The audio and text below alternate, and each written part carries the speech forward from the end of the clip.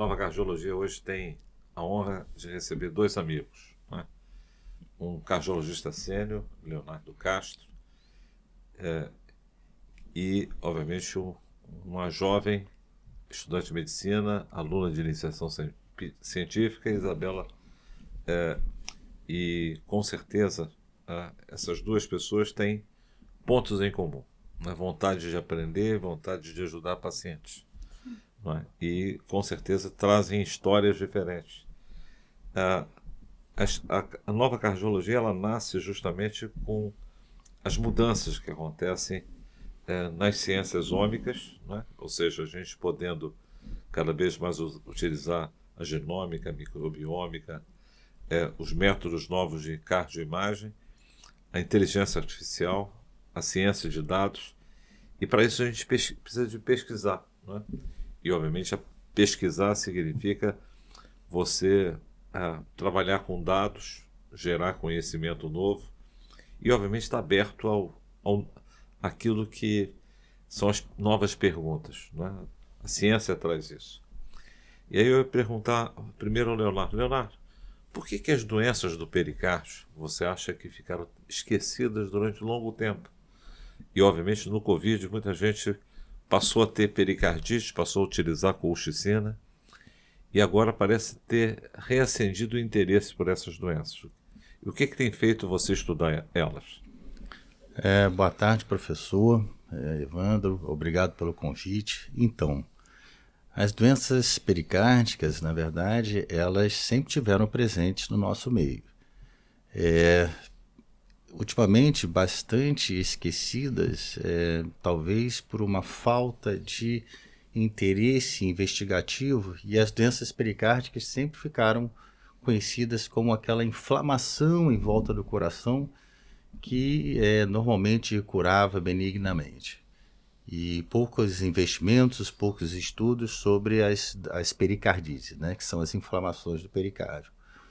Hoje, nós, com toda a tecnologia, estamos vivenciando e talvez fazendo mais diagnósticos, estamos vendo que não é tão simples assim, né? Nós temos tido avaliações de pericardites, né, que são recorrentes, que causam impacto muito grande na vida das pessoas que são acometidas por doença, e não necessariamente elas evoluem da melhor forma possível. Nós temos também doenças pericárdicas que são recorrentes, são inflamações recorrentes, e daí meu interesse em fazer um processo investigativo e uma análise de dados de quais são as principais causas formadoras das doenças pericárdicas. Então esse é um interesse de pesquisa em que eu estou dedicando algum tempo para saber melhor essas inflamações pericárdicas.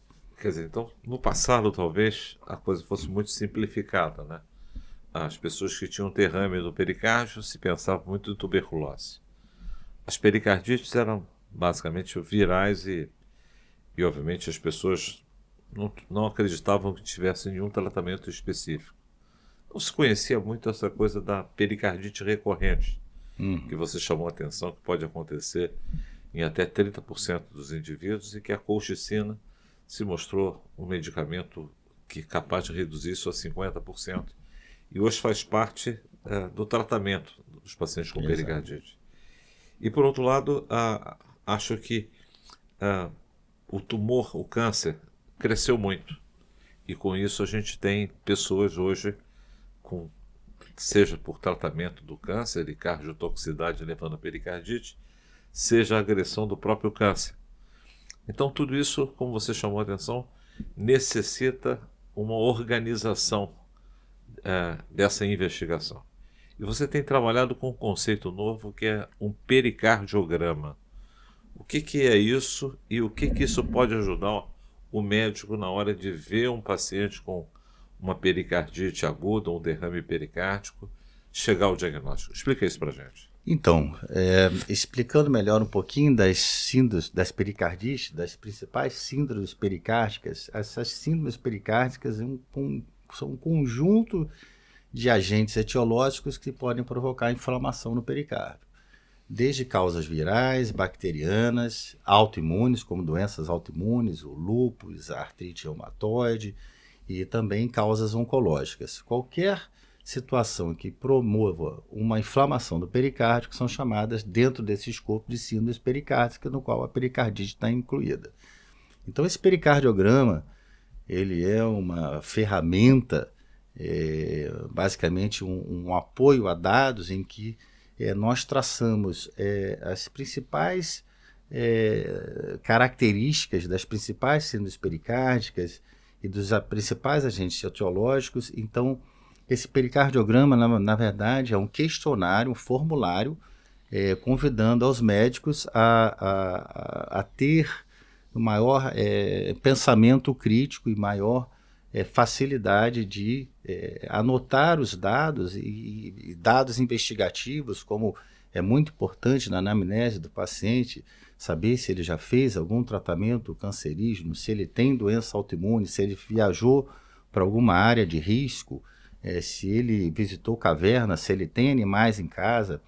E esse pericardiograma, ele traça uma série de informações, desde da anamnese do paciente até dados. No final, você responder se é uma pericardite autoimune, se é uma pericardite recorrente, e ele traz, inclusive, informações a respeito do que deve ser procurado quando você faz um processo investigativo do pericárdio. Então, imunohistológico, desde a biópsia, desde o líquido pericárdio, análise do líquido pericárdico, desde o processamento das imagens até chegar ao diagnóstico final das síndromes pericárdicas. Esse é o pericardiograma.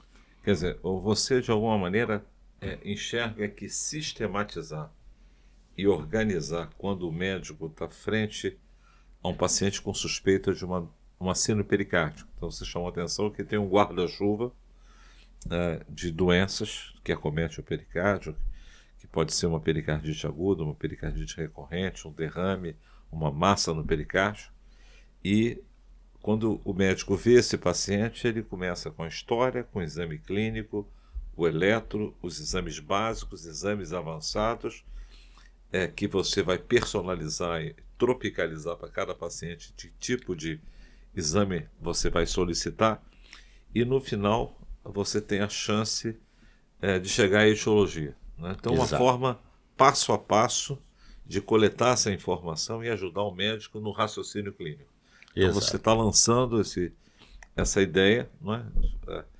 Isso é importante porque é algo que você tem se debruçado nos últimos 2 meses, e obviamente a doutora Isabela também trabalhou nisso.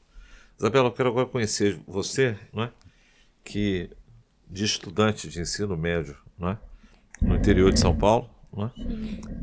Veio parar na UF e interessada em pesquisa. Conta um pouco para a gente dessa sua jornada de Vinhedo, né, até a nossa Niterói, né? Um pouco, né, Leola, a capital do mundo. Mas vamos lá.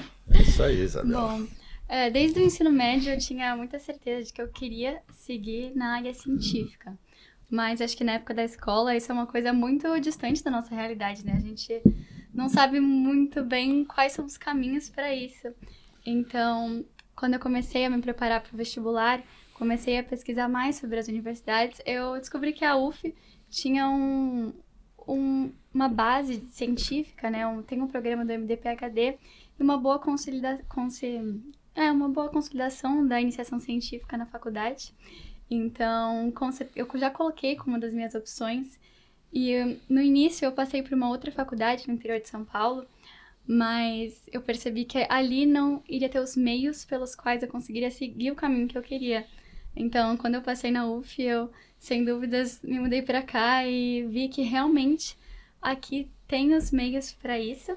Então, desde o segundo período, eu já entrei na iniciação científica, que foi quando eu comecei a me debruçar um pouquinho sobre a cardiologia e sobre os seus ramos, e eu tive a oportunidade de poder participar e iniciar o projeto com o Léo sobre as pericardiopatias e a pericardite. E, de forma geral, as pericardiopatias, elas são uma passagem muito breve da nossa aula, da nossa aula de fisiologia. Então, a gente vê que é um campo que ainda tem muito o que ser estudado e poder fazer parte disso, conseguir descobrir e aprender mais um pouquinho a cada uma das nossas reuniões é muito bom. Uma ótima oportunidade. Isabela, fala um pouco sobre o seu sobrenome.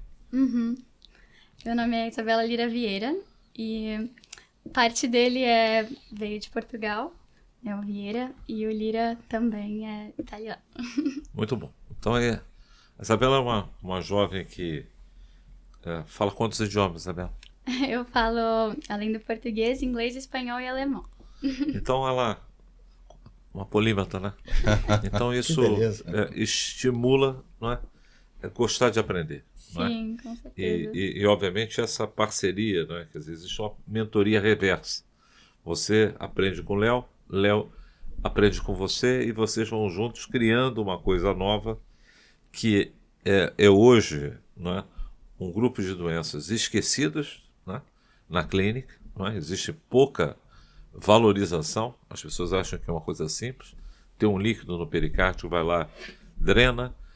Tem uma pericardite aguda, vai lá e dá colchicina anti-inflamatória e, obviamente, não enxerga a complexidade que está ali.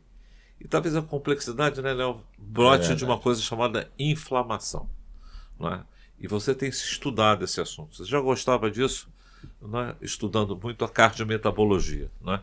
Exato, e agora você se debruça sobre a inflamação no pericárdio. Então, essa área nova que se chama-se cardioimunologia, que é estudar o efeito da inflamação, e a inflamação às vezes surge frente a fatores de risco cardiovascular.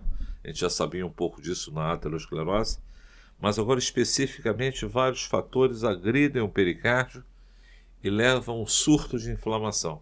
Explica como é que e que tipo de inflamação é essa que acontece na pericardite recorrente. Porque muitos que estão aqui, né, e a gente tem profissionais de saúde, médicos, que assistem à nova cardiologia, e obviamente a gente passou a ter remédio novo chegando dentro do tratamento das pericardites recorrentes, mas o efeito dele é sobre modular a inflamação. Explica um pouco para a gente sobre essa inflamação que você vem estudando nas doenças do pericárdio. Bom, para quem não é médico, né?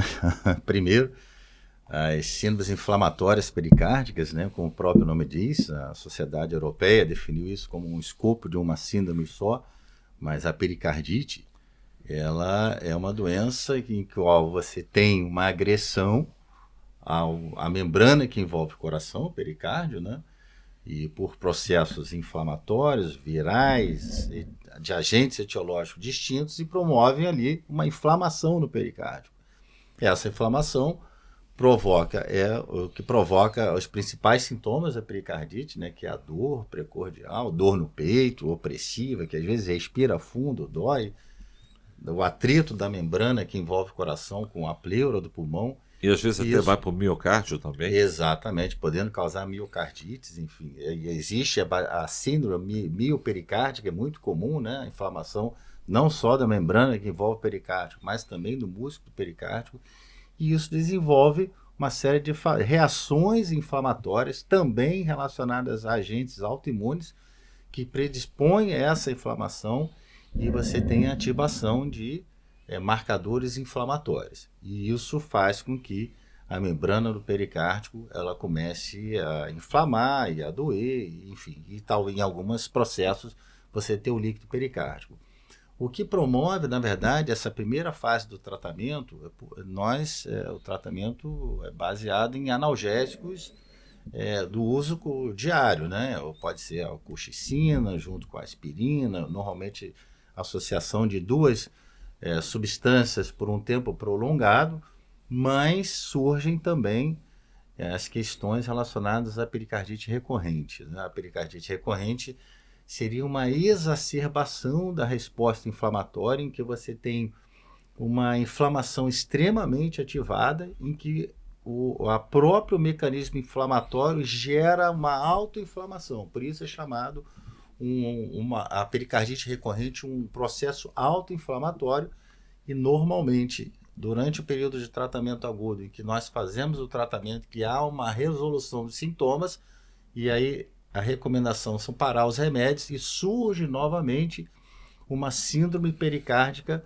com nova sintomatologia após a resolução completa, e isso é chamado pericardite recorrente, que é recorrência porque trata-se a pericardite, melhora os sintomas, para-se o medicamento, volta novamente sintomas. Isso causa um impacto bastante significativo na vida dessa pessoa, impactando economicamente, a qualidade de vida, e isso faz com que esse mecanismo, que é como se fosse uma autoperpetuação da inflamação, digamos, eu brinco que poderia ser o fenômeno de reentrada no ataque à arritmia, e isso faz com que novos agentes tenham que ser utilizados. Antigamente usávamos a corticoterapia, mas atualmente também temos novas drogas como bloqueadores de interleucina e que acarretam melhora da qualidade, né, do tratamento. Isso é excelente, né? Porque a gente passou a observar, né, que 30% das pessoas, mesmo tratando o vírus indo embora, eles tinham uma recidiva, né? E esse vírus, normalmente, ele é expulso, né, por um tipo de resposta que é chamada imunidade inata, né? Quer dizer, uma imunidade que está ali para enfrentar vírus, bactérias e agressões. Mas essa imunidade inata, às vezes, ela fica ativa, né? E com isso, a gente para o estímulo, a pessoa tem um novo surto e pode ter isso ao longo de anos, né? É mais comum nos primeiros 2 anos, 2 a 3 anos. E com certeza, o Léo chamou muito bem a atenção, né? É que isso interfere com a vida de qualidade do paciente. E eu sempre explico ao paciente com pericardite para ele não me abandonar se tiver a segunda recorrência, porque ele passou a ter uma doença nova, uma doença que a gente usa corticoide, né? Quando já há uma recorrência, às vezes a gente tem que retirar, sempre a retirada do corticoide é lenta, e essa é a chave, né, para você não ter recidiva. É não começar de imediato com o corticoide, e quando for retirar, você retirar isso bem lentamente. Mas, Isabela, me explica um pouco sobre que drogas novas você tem estudado na farmacologia que pode interferir com essa imunidade inata, que obviamente é diferente de autoanticorpos, né? Aqui a gente tem algumas células especificamente que promovem e produzem uma proteína nova que é o inflamassoma. Explica um pouco isso pra gente. Bom, a colchicina ela é relativamente nova, né? Se a gente colocar dentro do contexto brasileiro, mas de maneira internacional nós temos o Rinolacept também, que ainda não foi aceita, né, aqui ainda no Brasil. Não foi liberada. Nem comercializada. Sim, mas a colchicina, que é algo que a gente tem aqui e usa como uma ferramenta, ela atua especialmente no inflamassoma através da inibição da liberação do IL-1-alfa. E as outras drogas que também agem nesse mesmo mecanismo, elas conseguem contemplar tanto o IL-1-alfa e o IL-1-beta, que são essas citocinas que geram esse mecanismo de inflamação, que numa recorrência elas conseguem agir de forma ainda mais intensificada. Então, quando você corta esse mecanismo desde a sua atividade no inflamassoma, você consegue diminuir essa recorrência, que é o que nós vemos pela colchicina. Excelente. Quer dizer, é claro que a gente está discutindo, e a nova cardiologia, ela, diferente da fisiopatologia clássica, agora a gente avança para mecanismos moleculares. Sim. Né, que estão acontecendo, né, ali no núcleo citoplasma da célula, onde, obviamente, você tem ativação de vias, né, que retroalimenta a inflamação, e que, obviamente, você precisa fazer esse estado inflamatório ele entrar em acalmia, promover uma imunomodulação disso. Sim. Léo, Que marcador no sangue você usa para ver inflamação? Não é? Então, às vezes eu vejo um paciente com um derrame pericárdico, não é? E às vezes pode ter um derrame pericárdico crônico, não é? E eu quero saber se aquele derrame pericárdico é inflamatório ou se não é inflamatório, não é? Como é que você separa as agressões do pericárdio com inflamação presente e sem presença de inflamação? Qual a pista que você hoje no consultório usa? Bom, excelente pergunta, professor.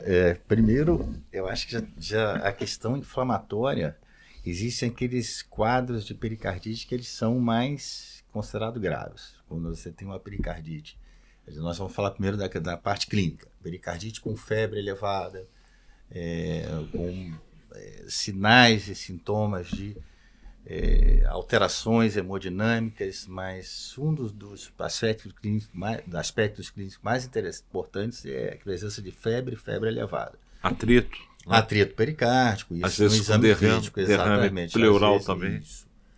Essa é a parte clínica.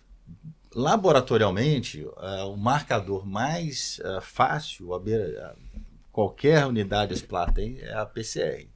Ela é um excelente marcador de processos inflamatórios. VHS elevado não é necessariamente uma coisa específica, e atualmente nós temos utilizado muito o score também em voga, que é o InflaScore, né? Que é um score de pontos feitos, um score, um artigo científico muito importante do professor Imagio, da Itália, se eu não me engano, e ele traça um painel inflamatório em que ele usa algumas variáveis, como a relação entre os leucócitos sanguíneos, como os linfócitos, junto com a proteína C reativa, e ele traça esse painel inflamatório. Mas a proteína C reativa pode ser dosado, a interleucina, assim, mas não necessariamente é o principal marcador, porque não é o marcador que todos dispõem em unidades hospitalares terciárias, né? Então, a PCR ainda é um marcador inflamatório importante. Muito interessante.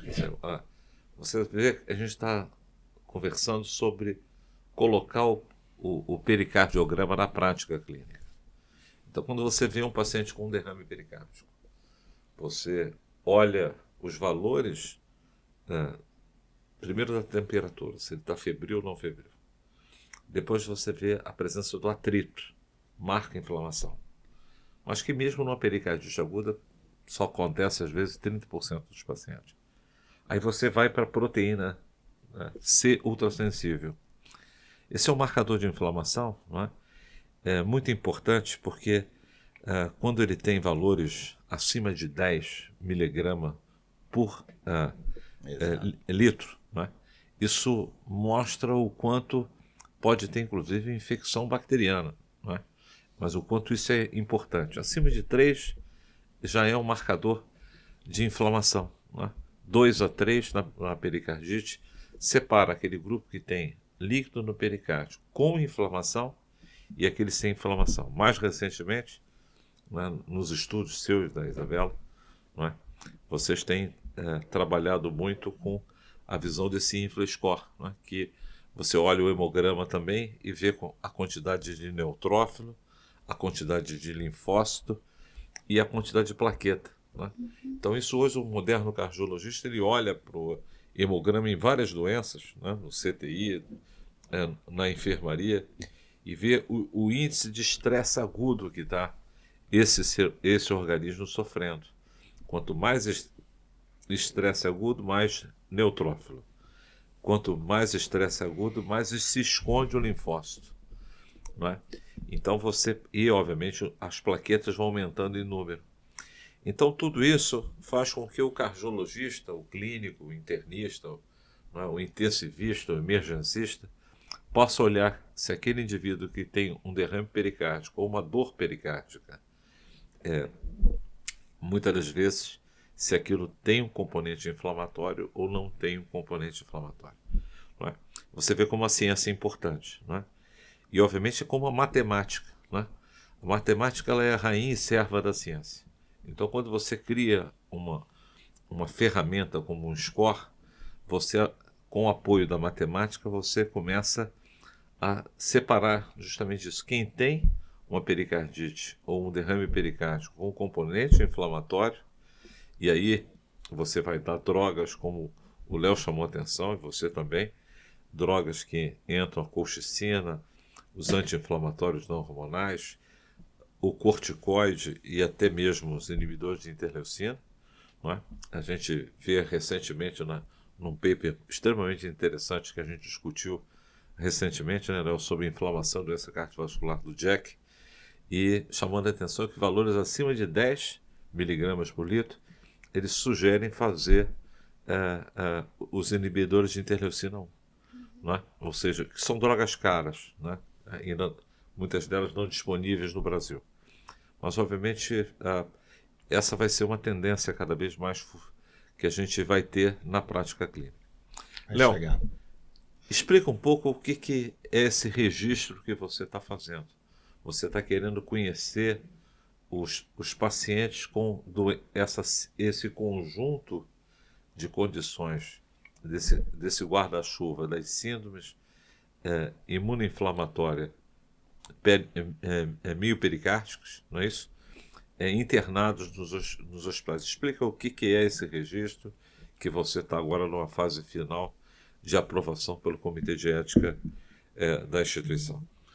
Então, professor, a proposta do trabalho é fazer um registro das principais síndromes pericárdicas e unidades hospitalares na cidade de Niterói.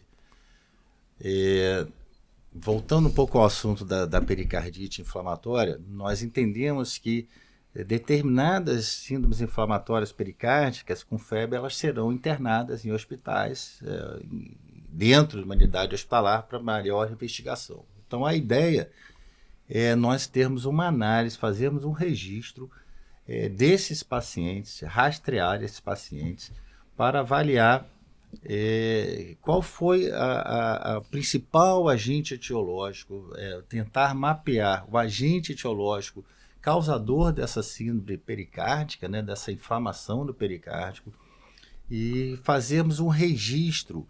E o que esse registro se baseia? Além dos dados de inflamação, e nós termos uma contagem, uma percentual de quais são as principais síndromes pericárdicas dos pacientes que são admitidos em unidades hospitalares, nós temos condição, através de análises estatísticas, saber a principal idade, o grupo da faixa etária mais acometido, se há diferença na admissão hospitalar, dependendo da região de que esse indivíduo venha, de uma sub-região dentro da cidade de Niterói, com menor acesso ou com IDH menor, se há alguma diferença econômica, se existe relação das síndromes pericárdicas com outras doenças específicas, e termos também uma noção de quantos % desses pacientes vão recorrer, vão ter novas pericardites, e quais são os principais agentes pericárdicos,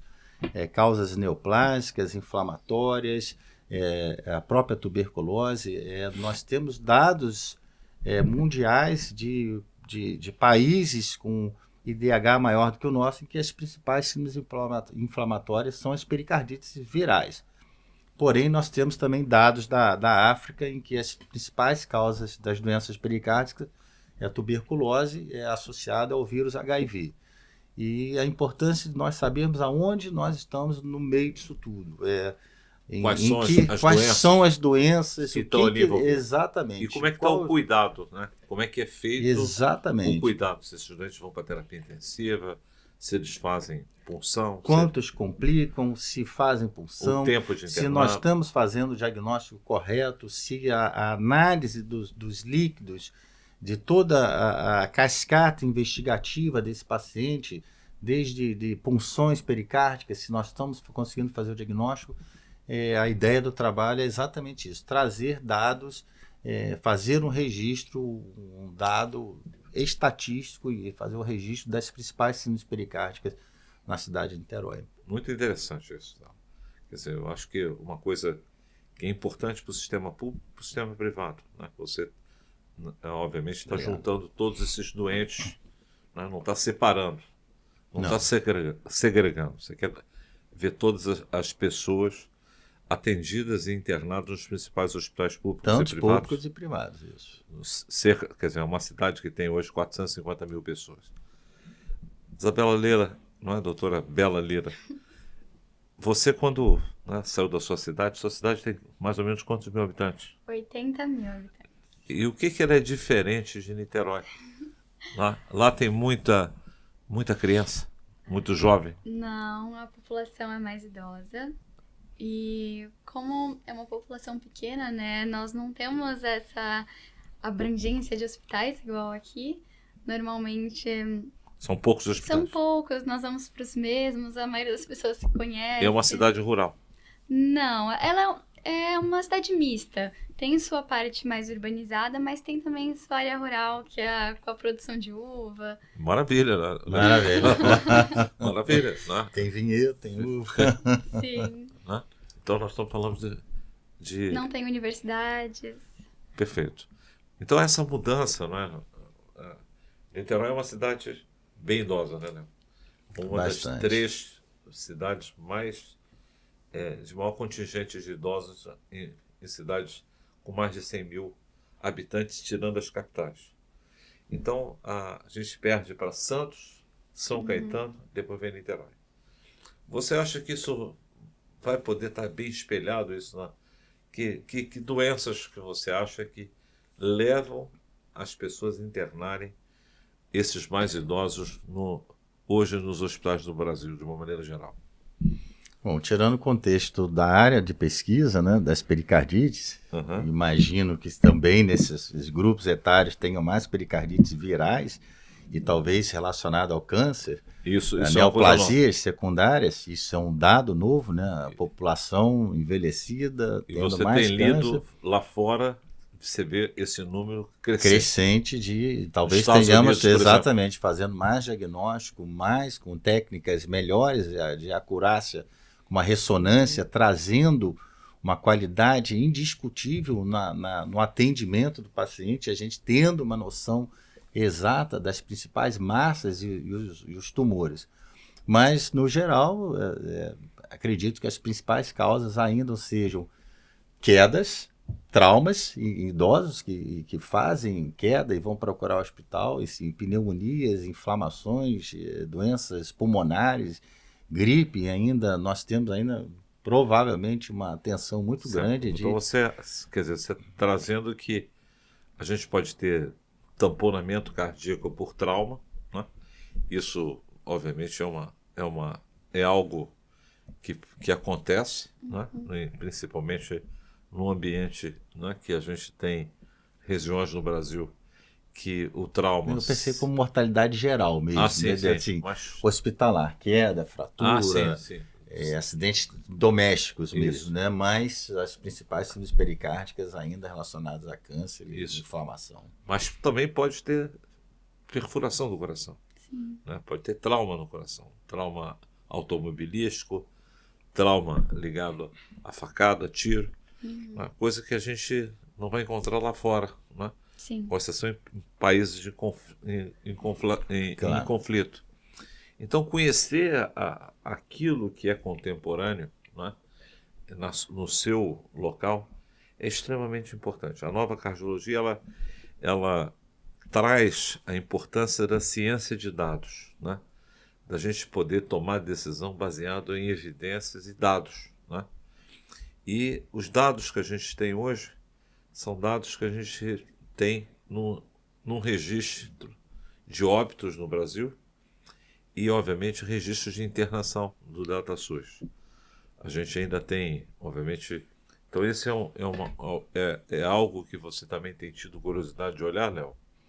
Sim, nós começamos agora um trabalho, eu e a Isabela, de fazermos um processo investigativo, uma pesquisa bibliográfica, uma pesquisa mais ou menos de dados sobre o que nós temos para trás, em termos de mortalidade em termos de casos de pericardites desde o período do ano de 2000, desde a implementação do DataSUS, desde 1996, na verdade.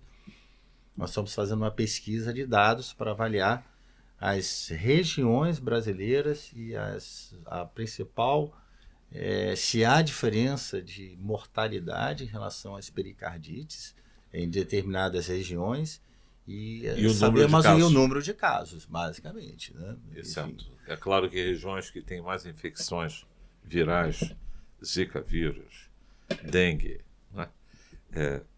Menos vacinação, podem ser regiões que possam ter mais e isso ajudar a criar política pública para estimular a vacinação. Léo, quando as pessoas falam que o medo da vacina e desenvolver pericardite, nas suas pesquisas, é algo que preocupa ou é algo que acontece ocasionalmente e tem boa evolução as pericardites que pode surgir dentro do contexto de uma vacinação na proteção de um vírus? Como é que é isso? Bom, o que nós investigamos até o presente momento é que nós achávamos que fôssemos encontrar uma explosão de casos de pericardites durante a pandemia, no processo. Até agora, até o presente momento, os dados que a gente tem do DataSUS, não houve uma explosão de casos de pericardite.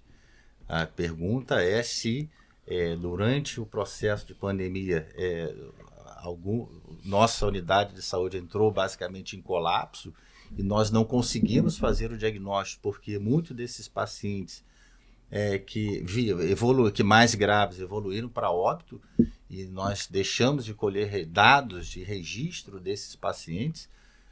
Esperávamos uma explosão de casos relatados, porém o número a mortalidade em si não houve uma diferença em relação ao período de Covid ou pós-Covid. O que você está vendo?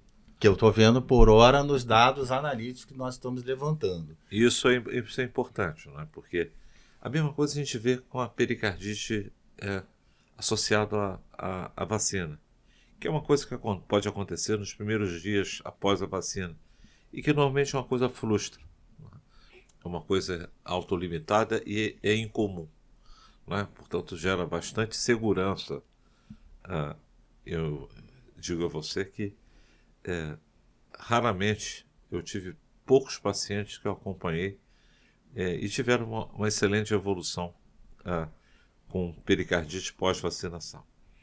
Nenhum deles precisou internar. Mas é um dado interessante. Espero que você, ao completar o seu trabalho, você possa realmente poder esmiuçar esses dados, né? Isabela, o que você tem aprendido sobre divulgação científica, né? A geração de vocês já nasce com um mundo, né, muito polarizado, muitas pessoas com visão anti-ciência, né? E obviamente os jovens, e principalmente o médico, não tem outro caminho que não ser acreditar na ciência, né? Até porque se a gente não acreditasse na vacina e na ciência, a gente não estava aqui sem máscara. A gente estava todo mundo, né? E estaríamos vendo pessoas morrerem de Covid, não é? E obviamente a gente sabe que a sua geração foi colocada em teste, né? Teve que, obviamente, viver a pandemia, não teve opção, né? E, obviamente, foi um grupo que seguramente, acho que aprendeu a valorizar mais a ciência, não é? Você estava lendo um livro importante chamado Bastidores da Ciência. E o que você aprendeu com a pandemia sobre ciência e o que esse livro tem trazido para você? Você é hoje uma apaixonada também na divulgação científica. Olha, eu acredito que a pandemia, de certa forma, ela revolucionou as ferramentas de divulgação científica. Então, muitas vezes a gente acredita que a ciência ela só vai ser divulgada em artigos, em revistas, quando, na verdade, o que a minha geração mais utiliza são as mídias sociais, a inteligência artificial, e acho que a gente consegue fazer uma divulgação dentro desses lugares para que consiga acompanhar tanto os artigos quanto utilizar essas ferramentas midiáticas. Então, um exemplo, o livro, ele desmistifica muito essa questão do cientista numa posição muito longe daquela que os alunos eles conseguem enxergar. Então a gente pensa em ciência muitas vezes na escola como algo muito distante da nossa realidade, quando na verdade não. Nós podemos ser cientistas também, a gente consegue produzir ciência quando a gente se coloca dentro desse campo, que ele não é tão longe da nossa realidade quanto a gente imagina. Então, quando a gente traz isso para as redes sociais, através de um podcast, de uma publicação, óbvio que a gente não pode se deixar cair nas fake news, então isso tem que ser sempre, ter sempre o peso da verdade, da vericidade daquilo. Então, a gente tem que validar o que a gente está lendo, óbvio. Ou seja, vocês aprendem, né, desde cedo a não divulgar fake news. Né? Claro. Exato. Ou seja, passar pelo crivo de buscar a fonte. Sim. E, obviamente, mesmo aquilo que pareça bem verdade vindo da inteligência artificial, também deve ser passado por uma curadoria, Sim. as informações. Muito bom isso. Não é? Hoje a gente estava conversando um pouquinho sobre Marie Curie. Uhum. Eu tive a oportunidade de conhecer a casa dela, e obviamente uma coisa impressionante, né? Uma mulher, uma das primeiras maiores personalidades da França, embora não tenha sido francesa, que foi professora de Sorbonne, ganhou 2 prêmios Nobel em 2 áreas diferentes, Química e Física. Foi a grande responsável para nós termos hoje a radioterapia tratando tumores, radioisótopos, e obviamente na casa dela ainda teve o esposo que ganhou um prêmio Nobel e a filha. Então é impressionante como a ciência, não é, transforma as pessoas, e como a ciência transforma o ambiente, como a ciência gera avanços econômicos. A ciência está aí para ser usada no enfrentamento das mudanças climáticas, e obviamente é um espaço que tem sido conquistado pelas mulheres. Uhum. Né? E o que você acha disso? Olha, eu acho que é muito bom a gente poder olhar ao nosso redor e termos exemplos femininos, né? Porque quando a gente tem algo para se inspirar, isso aumenta a nossa motivação. Então, hoje em dia a gente vê mais mulheres na ciência, a gente vê mais mulheres falando sobre como fazer ciência, e a gente sabe quais passos seguir. Porque é muito complicado quando você olha ao seu redor e você não vê pessoas parecidas com você dentro desse mundo. Então, usar essas mulheres como uma base fortalecedora da nossa motivação é extremamente importante para nos impulsionar, nos dar motivação, porque a ciência ela é feita de passos para frente, passos para trás, e muitas vezes a gente precisa desse estímulo para conseguir continuar. Excelente, Zé Pedro. Acho que não é isso, Léo? Excelente. Né? Então você enxerga o seu papel, né? Claro. Ajudando a desenvolver líderes, né? Formar líderes, né? E obviamente apoiar as lideranças femininas, né? No seu desenvolvimento, né? Então a pós-graduação, né? Nós somos da pós-graduação da UF, o Léo está lá conosco, né? Nós estamos aprendendo juntos. As doenças pericárdicas eram algo, né, que eu estava precisando estudar, e eu estava faltando alguém para estudar comigo, né? E ter vocês dois, né, abraçando essa causa, né, e aceitando o desafio, né? Porque a gente no início acha que sabe tudo, né? Sabe tratar doenças pericárdicas, manda puncionar o pericárdio, e quando a gente descobre o seguinte: olha, você tem um derrame pericárdico, o derrame pericárdico não é inflamatório, não tem infecção, não tem câncer. E se ele está lá, a princípio não mexa nesse pericárdio, deixa o derrame ali. Se ele não tem tamponamento, porque quando você mexe no derrame pericárdico e ele está quietinho, você aumenta a chance de pericardite recorrente e, obviamente, de pericardite constrictiva, que é uma doença que às vezes precisa de cirurgia para decorticar o coração. E isso só foi possível porque teve gigantes, né? Então, os meus ídolos na pericardiologia, eles foram Ralph Chabetai, que seguramente é um grande investigador, né, nessa área, Soler da Espanha, que criaram escolas extremamente importantes em relação a isso. Mais recentemente, Mason e Alan Klein, e em São Paulo, o meu professor, o professor Charles Madi, do INCOR, e hoje o Fábio Fernandes. Então, a pericardiologia ela precisa se estabelecer no Brasil. Ela conversa com a cardio-oncologia, o Léo chamou a atenção disso. Ela conversa com a cardio-imunologia, não é? A Isabela chamou a atenção da imunidade inata, do inflamassoma. Ela conversa com uma área importante que é a cardiorreumatologia, que é justamente o sofrimento, né, do coração ligado às doenças reumatológicas, né? E a reumatologia é uma área lindíssima da medicina e que tem sido revolucionada com os novos tratamentos contra alvo específico e o acometimento pericárdico no lúpus, na artrite reumatoide, na esclerodermia e outras doenças do colágeno. Não é uma verdade, né, Léo? E com certeza a necessidade da gente educar as pessoas para que elas olhem para a doença pericárdica e não achem que é uma coisa simples, né? Que é uma coisa banal e que é uma coisa que vai resolver por si só. E que precisa de acompanhamento médico, né? E que precisa de segmento. E muitas das vezes a etiologia às vezes está obscura, às vezes, e abre como se fosse uma pericardite aguda e mais à frente aparece o câncer, a doença reumatológica, uma infecção disseminada, até mesmo a tuberculose, né? Que é um problema dos países pobres e no passado muito ligado também ao HIV e obviamente em alguns lugares do mundo aí existe essa triste realidade de ter pouco acesso ao tratamento antirretrovirais e as pessoas jovens em nações com alta densidade de pessoas com HIV, tuberculose e HIV ainda é uma doença altamente prevalente como doença pericárdica no mundo. Agora eu vou pedir, né, nesse fechamento que vocês possam deixar uma mensagem sobre investigação e doença pericárdica, o que vocês têm aprendido. Começa você, Isabela. Bom, o senhor me falou essa semana que as doenças pericárdicas são um oceano azul.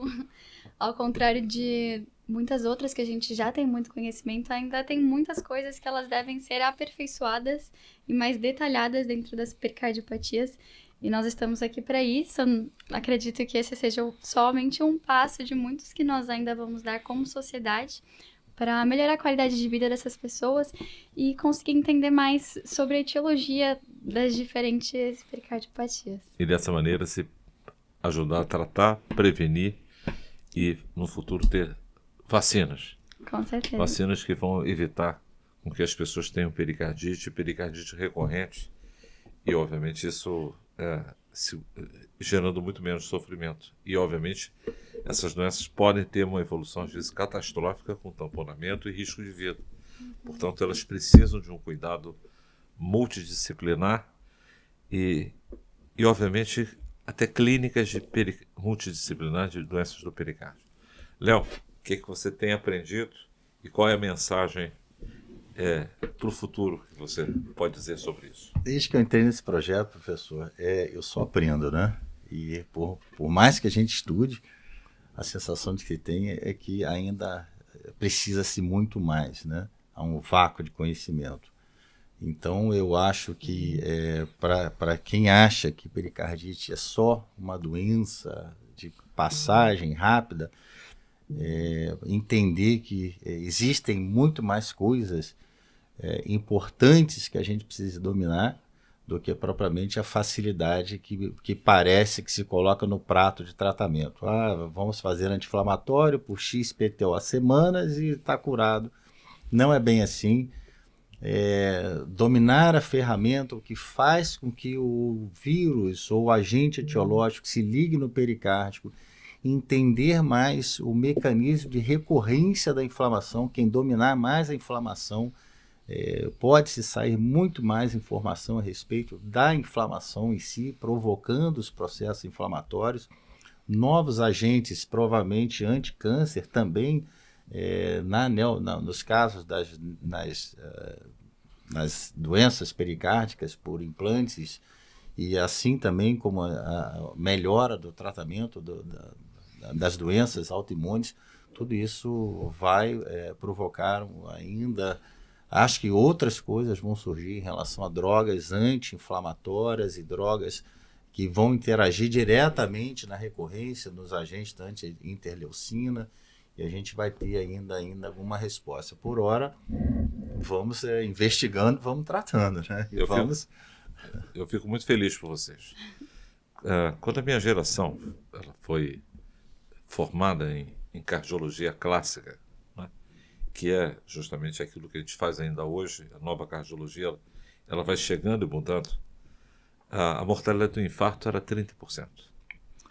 E aí depois a gente começou a criar as unidades coronarianas, a mortalidade caiu para 15%, os trombolíticos caiu para 7%, a angioplastia trouxe isso para 1% quando a mortalidade na primeira hora.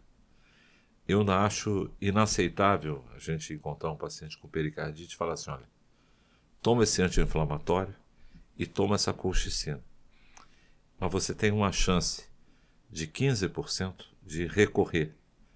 E aí ter uma doença nova chamada pericardite recorrente, que a gente vai tratar com outros remédios e que tem chance ainda de recorrer, não é? Então, a 15% de recorrência, quer dizer, um pouco mais 1 em cada 10, é muita coisa, não é? E é porque a gente ainda usa drogas do passado, não é? Uma velha senhora, não é? Que funciona, não é? Mas não é nada excepcional, não é? Ela fez uma revolução, caiu de 30 para 15. Mas espero que no futuro a gente não tenha recorrência das pericardites.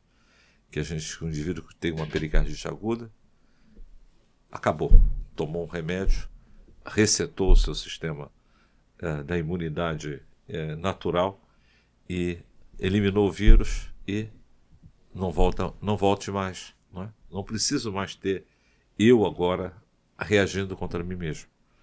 Então é muito importante isso, é que a investigação é que a coisa importante da ciência é que ela propõe sempre a gente olhar alguma coisa e não aceitar. Eu não aceito não conhecer o que acontece com as doenças pericárdicas na nossa cidade, do nosso país. Nós precisamos ter registros para isso. Então esse registro, Léo, que é mais um filho que você tem hoje, né? Você cuida com muita atenção, não é isso? Claro. Com muito carinho. E esse bebezinho, né, Isabela, que você, né, como você já teve um bebezinho, suas bonecas, esse é hoje a boneca que você embala, que vai crescendo, que vai ganhar, obviamente, vida própria. E que vai, obviamente, te ensinar muito, né? E, obviamente, você vai ser, obviamente, futuramente, né, a criadora de novas áreas nesse registro. Provavelmente vai querer ter uma curiosidade, será que as mulheres morrem mais do que os homens? Uhum. Será que as mulheres estão sendo bem tratadas? Será que as doenças pericárdicas das mulheres são diferentes dos homens? Será que na gravidez, na menopausa, as doenças do pericárdio, porque eu já sei o seguinte, eu sempre comento, as doenças do pericárdio, a pericardite aguda, gostam dos homens. Então elas têm um tropismo, a doença pericárdica, pelos indivíduos jovens, adultos jovens. Né? O vírus gosta desses indivíduos. E aí a gente ainda tem muitas dúvidas, por que a testosterona provavelmente possa de alguma maneira promover alguma alteração, provavelmente na imunidade inata e facilitar que vírus cardiotrópicos promovam pericardite aguda no homem. Isso são insights, né? E obviamente os dados é que levam a gente a ter insights. Mas com certeza a gente também esqueceu uma coisa importante aqui, chamar a atenção que a pericardite aguda também pode ser por uma febre reumática. E a gente tem alguns casos que a gente pesquisou, né? Mesmo sem ter valvulites, mesmo sem ter cardite, mas tinha pericardite. Então não deixar de pedir a anti-streptolizina O e obviamente a anti-DNase B, e já que a gente vive numa região do mundo que ela é endêmica de alta prevalência para febre reumática. Então, para mim foi uma honra e um privilégio receber vocês, não é? Parabéns pelo projeto que vocês estão dando início, o quanto vocês aprenderam e têm ensinado as pessoas. Espero que a gente possa ter ajudado as pessoas a pensarem de uma forma diferente a pericardite. Obrigado. Nada, professor. Obrigada a você, Lembrando professor. que, para quem é leigo, né, cerca de 5% dos pacientes que procuram unidade hospitalar com dor no peito são as pericardites. Terminando, isso é importante para quem talvez não saiba, né, para a pessoa leiga, e né? pode inclusive simular infarto. E simula infarto agudo no miocárdio. Muito obrigado, professor, pela oportunidade. Uma honra grande.